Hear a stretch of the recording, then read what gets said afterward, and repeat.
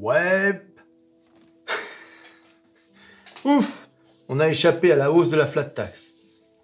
Mais, je vous le dis, ne vous réjouissez pas trop vite, car la situation de la France est telle que tout ça peut revenir. Et puis en plus, l'instabilité politique, avec des motions de censure possibles, etc. Donc ça peut revenir tout aussi sec. Hein. Attention. Alors aujourd'hui, on l'a échappé belle. Pourquoi? Parce que si vous me suivez sur Twitter, abonnez-vous à Twitter. Regardez. Breaking news.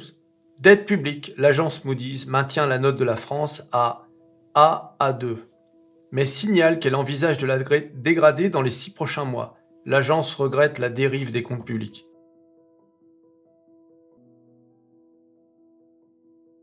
Voilà, c'est un peu l'opération de la dernière chance. Hein, c'est un peu pour dire, voilà, bon, hein, on vous donne une dernière chance de baisser les dépenses et d'augmenter les impôts. Et ensuite, on vous sac. C'est pour ça, hein, je vous dis, là, les 30%, c'est très fragile. Tout est très fragile. On commence à parler du retour de la taxe d'habitation. Enfin, ils vont grappiller de l'oseille partout où c'est possible. Partout où c'est possible. Mais, si on regarde bien, on échappe à la loi sur imposer les gens qui vivent à l'étranger. Et maintenant, on n'aura pas d'augmentation de la flat tax. Ah, je rappelle que certains voulaient l'augmenter jusqu'à 40%. Ce qui était le plus probable, c'était les 33%. Mais je vous dis, ne vous réjouissez pas trop vite, soyez vigilants. Ah, de toute façon, soyez vigilants, qu'est-ce que tu veux faire? Hein, j'ai été vigilant, ça a quand même augmenté. Oui, mais t'avais dit, soyez vigilants. Ah oui, mais ça marche pas ton truc.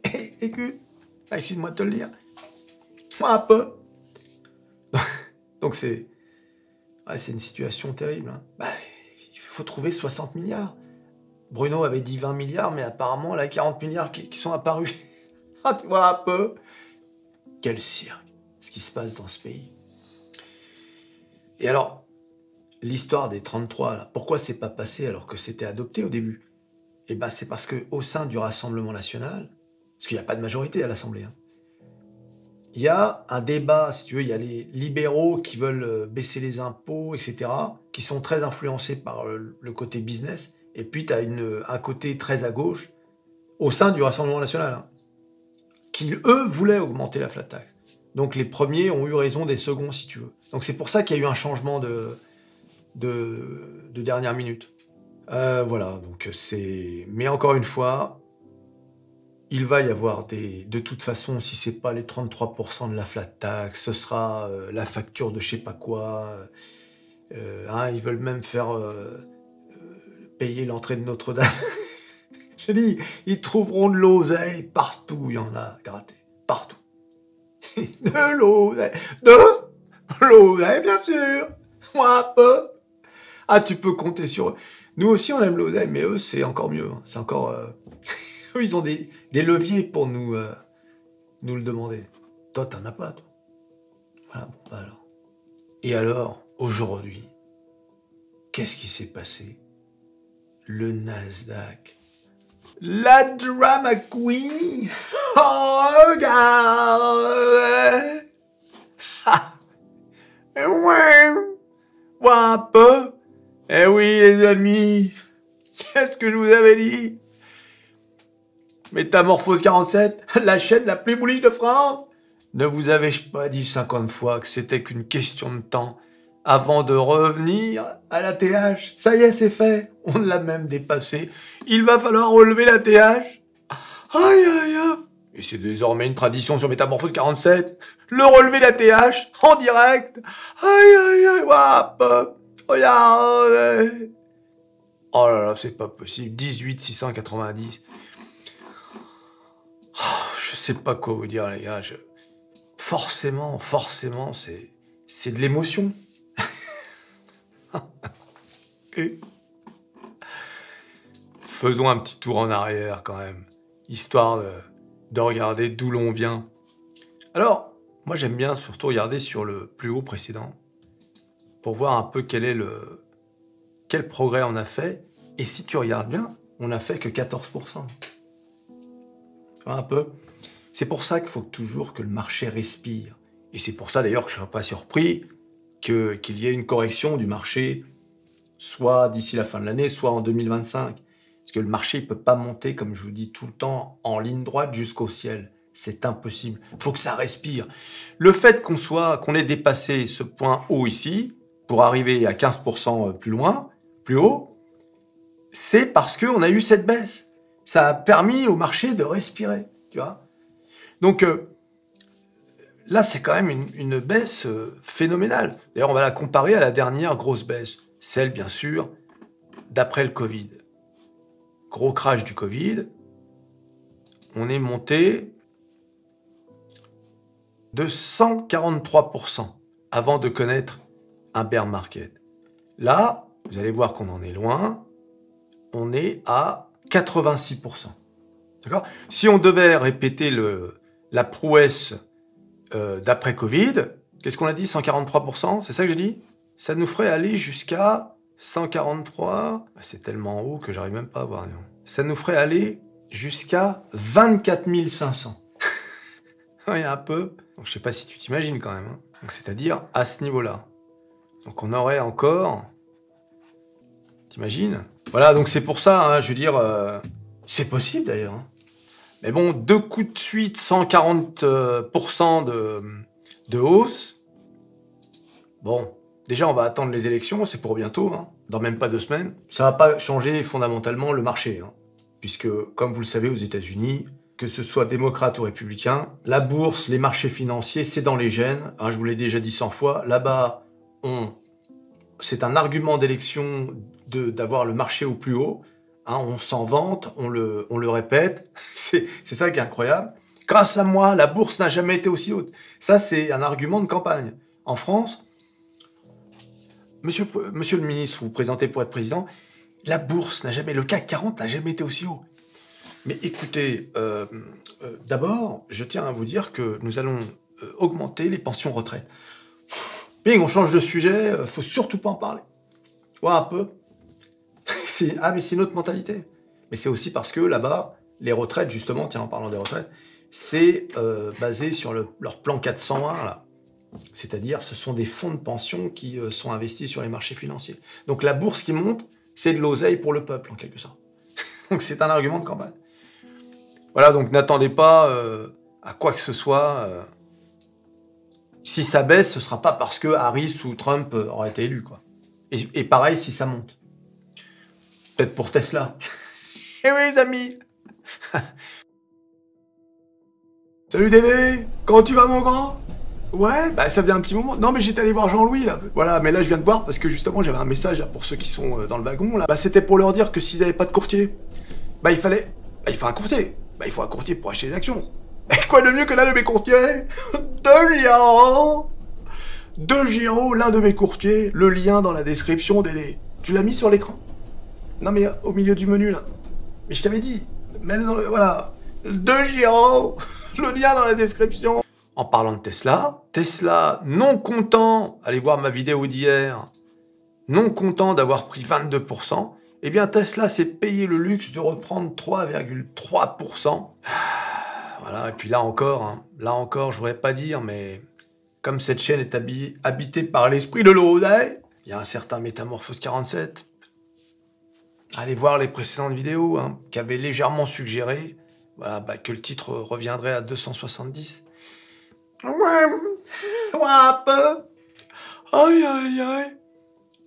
Bien sûr, l'objectif, c'est 300, là où on était en juillet 2023. On ne pourra jamais atteindre les 400, c'est-à-dire le retour aux 400, sans... c'est-à-dire... alors, tu vas me dire, oui, c'est logique, sans percer les 300.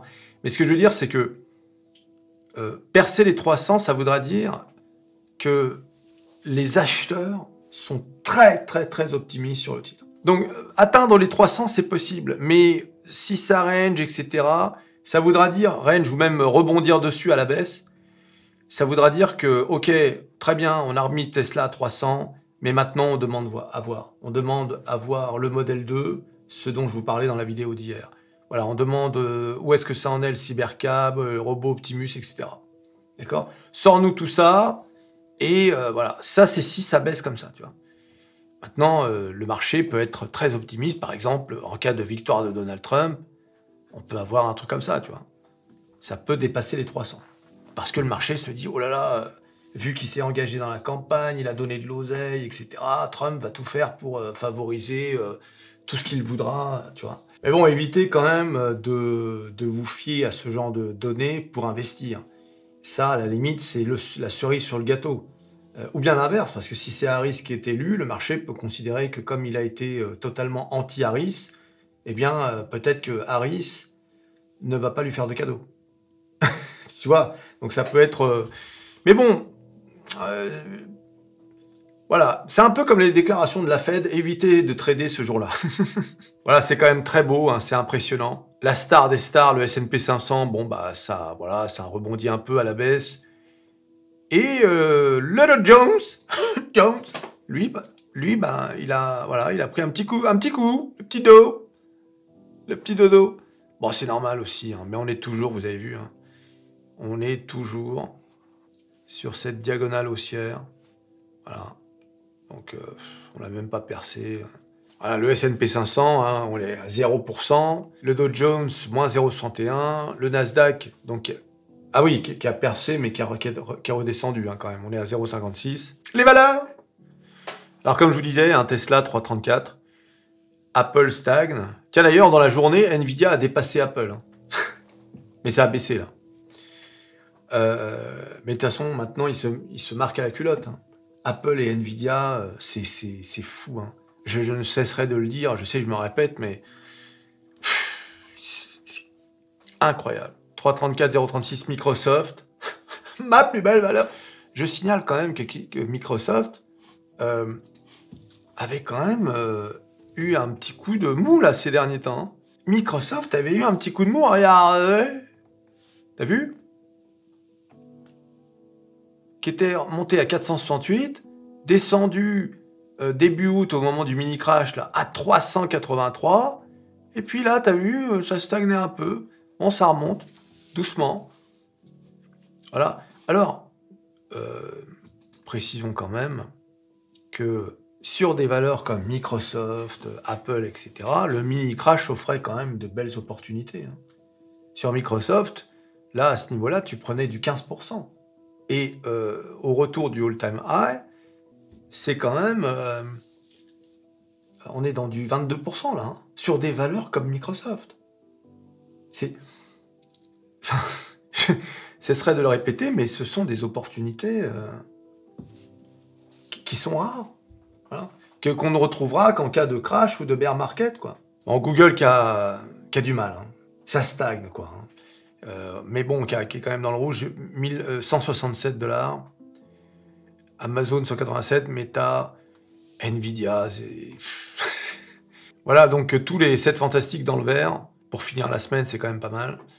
Et puis, mine de rien, une valeur de mon portefeuille, Nokia, eh bien, qui voilà, monte petit, qui a pris quand même 61% depuis décembre 2023.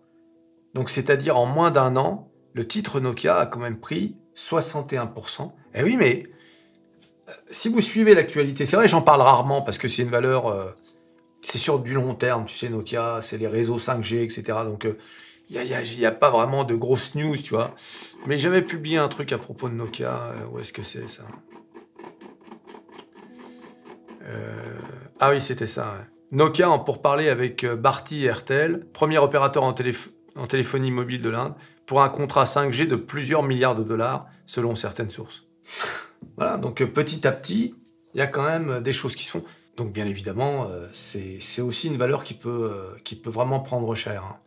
Voilà, il faut vraiment connaître bien le dossier avant de mettre des billes sur Nokia. En plus, il y a pas beaucoup d'oseille à se faire sur Nokia sur le court terme, quoi. Tu vois, c'est vraiment une valeur qui... Puis tu regardes, hein, les variations de Nokia, c'est quand même... tu vois, hein, on est dans une sorte... si tu reviens à 2017, on a du top, on top à 5, même pas 6 euros, et en point bas, Donc, au moment du crash du Covid, on est descendu à 2,10 €. Donc là, le truc qu'on aimerait, c'est revenir à 5 €. Hein, c'est-à-dire, à peu près, ouais, ici, quoi. C'est une zone de résistance assez importante, la zone de 5 €. Combien de pourcentage pour arriver à 5 €? Eh bien, 14% quand même, hein.